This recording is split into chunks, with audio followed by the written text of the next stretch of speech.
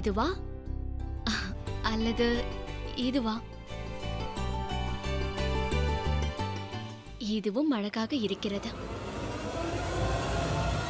ஜாயா, என்ன செய்து கொண்டிருக்கிறாய்? இன்று ரக்ஷா பந்தன் அல்லவா?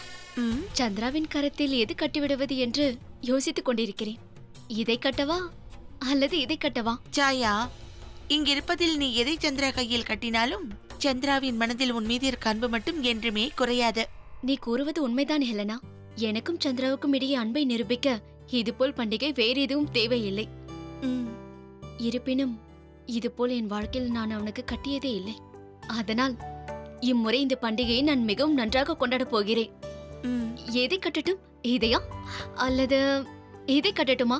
வேண்டாம் வேண்டாம், இது மிகவும் நன்றாக இருக்கிறது. இதுதான்.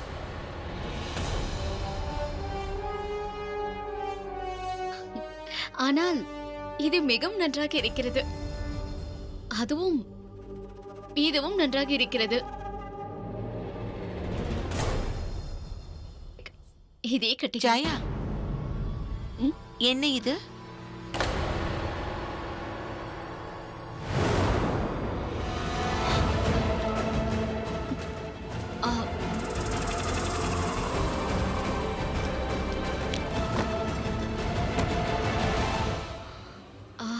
அது ஒன்றுமில்லை, தவறுதலாக வெளியே வந்துவிட்டது. ஓ ஜாயா, நீ விரும்பினால் உன் மனதில் இருப்பதை என்னோடு பகிர்ந்து கொள்ளலாம். எனக்கு எந்த ஆட்சேபனையும் இல்லை. என்னால் உன்னை புரிந்து கொள்ள முடிகிறது. இன்றும் மலைக்கேதுவின் நினைவு உன்னை விட்டு போகவில்லை. அவர் நினைவு வருவதில் என்ன தவறு இருக்கிறது? என்ன இருந்தாலும் உன் கணவன் அல்லவா?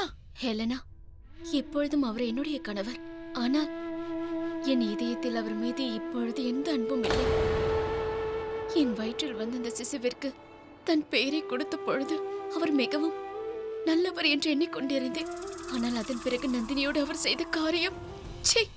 ஆம் ஜாயா, நீ கூறுவது மிகவும் உண்மைதான். நானும் ஒப்புக்கொள்கிறேன். ஆனால் ஒரு விஷயத்தை நீ மறந்துவிட்டு பேசுகிறாய் ஜாயா. நடந்தவை அனைத்தும் நந்தினியின் இரட்டை சகோதரி ரூபாவால் நடந்தவை. ரூபா ஒரு சூழ்ச்சி வலை பின்னினாள். அதில் பாவம் மலைக்கேது வந்து மாட்டிக்கொண்டார். ரூபா செய்த குற்றத்திற்கு அவளுக்கு தண்டனை கிடைத்து விட்டதல்லவா? என்னை பொறுத்தவரை நீ மலைக்கேதுவுக்கு ஒரு கடைசி வாய்ப்பு தருவதில் தவறேதும் இல்லை என்று நான் நினைக்கின்றேன். ஹெலனா, ஆனால் இது சாத்தியமா? ஆம் ஜாயா, நிச்சயமாக இது சாத்தியம். உனக்கே தெரியுமல்லவா, சந்திரா கணவன் மனைவிக்காக ஒரு புதிய சட்டம் போட்டிருக்கின்றார். அதன்படி சந்திராவும் நந்தினியும் இப்போது ஒரே அறையில் இருக்கிறார்கள். அது எதற்கென்று தெரியுமல்லவா? அதே போன்று அதே சட்டத்தை பயன்படுத்தி நீயும் மலைக்கேதுவும் ஒரே அறையில் இருக்கலாம் அல்லவா? ஆனால் சந்திரா இதற்கு சம்மதிப்பானா? அவர் சம்மதித்துதான் ஆக வேண்டும் ஜாயா. நிச்சயம் சம்மதிப்பார். ஏனென்றால் இன்று ரக்ஷா பந்தன்.